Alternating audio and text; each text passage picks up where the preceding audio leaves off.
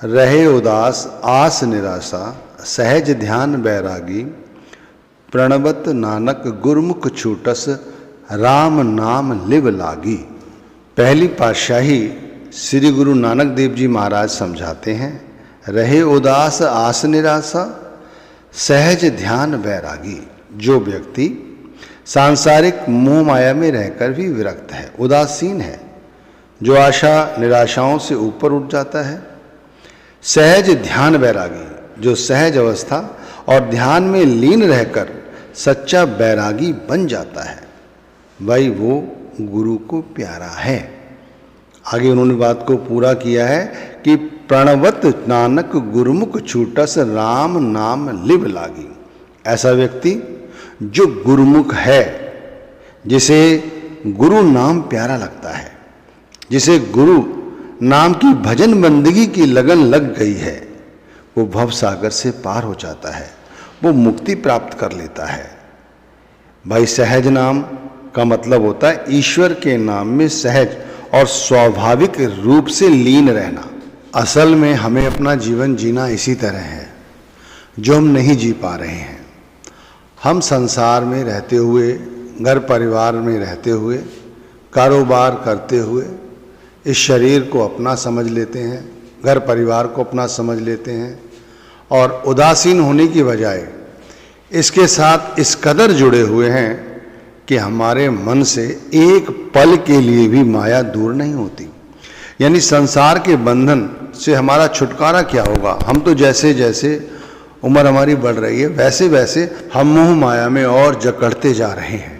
परमात्मा सर्वव्यापक है, जो कि पत्ते पत्ते में है, जर्रे जर्रे में है। हमें उसकी अनुभूति नहीं हुई, हमें अनुभूति माया की हुई है। इसीलिए हमारे बंधनों का जो कारण है वो खत्म होने की बजाय और बढ़ रहा है।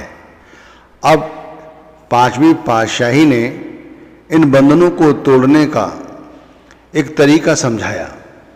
उन्होंने बानी फरमाई, दिसे सब मह सबते रहते, पार ब्रह्म का ओए ध्यान धरते। इसका मतलब हुआ, जो ज्ञानी है, जो भक्त है, जो गुरुमुख है, वो दिसे सब में सबते रहते, वह सब प्राणियों में उस शब्द को, उस निराकार को देखता है। वो संसार में ये सब करते हुए भी संसार की मोह माया से दूर रहता है। आगे जैसे उन्होंने कहा, पार ब्रह्म का ओए ध्यान धरते, और वो ऐसा करते हुए उसका ध्यान हमेशा गुरु में, शब्द में, परमात्मा में बना रहता है, और वो हर समय नाम जप करता रहता है। तो संसार की माया से छूटने का सबसे सरल उपाय क्या है कि भाई हर इंसान में, हर प्राणी में हमें उस परमात्मा को हाजिर नाजिर जानना चाहिए। कभी भी किसी भी व्यक्ति का दिल नहीं दुखाना चाहिए, और हर व्यक्ति में परमात्मा की जब सूझी होती है, इसका मतलब हुआ कि हम अपने अंदर उतरना सीख गए हैं, हम गुरुमुख बन गए हैं, हमारे मन में अब शब्द पूर्ण रूप से बस गया है। जब ऐसी अवस्था आती है तो घर परिवार में रहते हुए भी हम घर परिवार के लोगों से उदासीन हो जाते हैं। कारोबार करते हैं, धन कमाते हैं, बैंकों में भी लगाते हैं, शादियां भी करते हैं, सब कुछ करते हैं, लेकिन उदासीन रहते हैं। पांचवी पातशाही ने इसे और सरल तरह से समझाया है। आगे वो कहते हैं, बंधन तोड़ बुलावे राम, मन मह लागे साच ध्यान।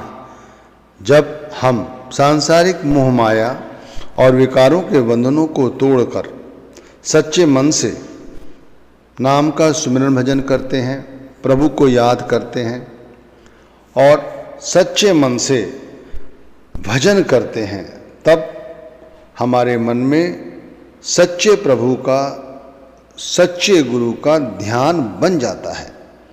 अब प्रभु प्रेम में लीन होकर हमारा जीवन इस अवस्था में सफल है। यहाँ पर हमारा भजन सुमिरन सफल हुआ तो हमारा नाम दान लेना भी सफल हुआ। इस बात से क्या ज्ञात होता है? इसे एक बात पता चलती है कि ईश्वर सब जगह मौजूद है। जब हम सांसारिक बंधनों से मुक्त होकर सच्चे मन से नाम जप करते हैं, ध्यान करते हैं, तभी हमें सच्ची शांति मिलती है, सच्चा सुख और सच्चा आनंद मिलता है। बहुत सारे लोग प्रश्न करते हैं कि नामदान मिले हुए एक अरसा हो गया है, ना ही दुख दूर होते हैं और ना ही हमारे अंदर पवित्रता आती है। अब आपके इस प्रश्न का उत्तर पांचवी पातशाही ने दिया है, बहुत अच्छी तरह से समझाया है। आप लोगों को सुनना चाहिए कि हमारे दुखों का नाश कैसे होता है।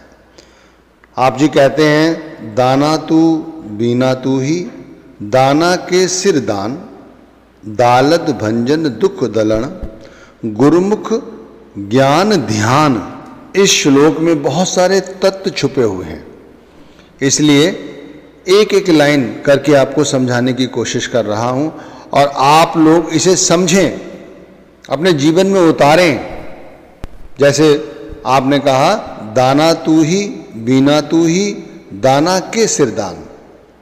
हे प्रभु, हे ईश्वर, हे परमात्मा, हे शब्द, तू ही सब कुछ जानने वाला है, यानी तू दाना है, तू जानने वाला है, और तू ही सब कुछ देखने वाला यानी पहचानने वाला बीना है। इसका मतलब हुआ तू ही सबसे बड़ा दाना है और आप ही सब कुछ जानने वाले हैं। आप दोनों ही हैं, आप ही सिर मोर हैं, यानी आपसे कुछ नहीं छुपा, आप सब कुछ जानते हैं, अंदर के हालात भी और बाहर के भी। अब जैसे उन्होंने आगे फरमाया है, दालन भंजन दुख दलन, गुरुमुख ज्ञान ध्यान, तू ही दरिद्रता को मिटाने वाला और सब दुखों का नाश करने वाला है। जो हम नाम जपते हैं ना, इस नाम को जपो और पूरी शिद्दत के साथ, विश्वास के साथ, प्रेम प्यार के साथ नाम जपा करो। ये दुखों को मिटा देता है, घर में दरिद्रता खत्म कर देता है, आपसी प्रेम बढ़ाता है, आत्मविश्वास बढ़ाता है, परमात्मा के निकट लाता है, पापों से दूर रखता है।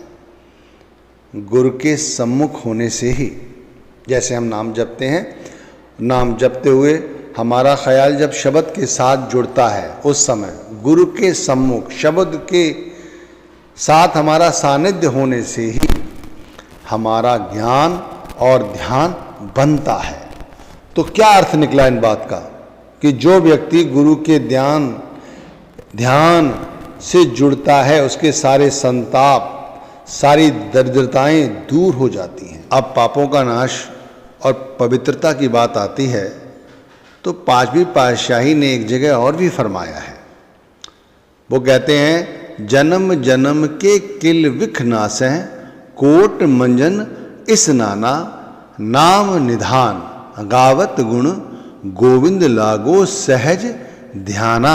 आज हर इंसान दुखी है और वो जानता है इस दुख का कारण उसका कोई ना कोई पाप है, चाहे उसे याद हो चाहे उसे याद ना हो, लेकिन वो मानता है अंदर ही अंदर कहीं ना कहीं कोई ना कोई उससे पाप हुआ है, जिस वजह से वो आज ये दुख उठा रहा है।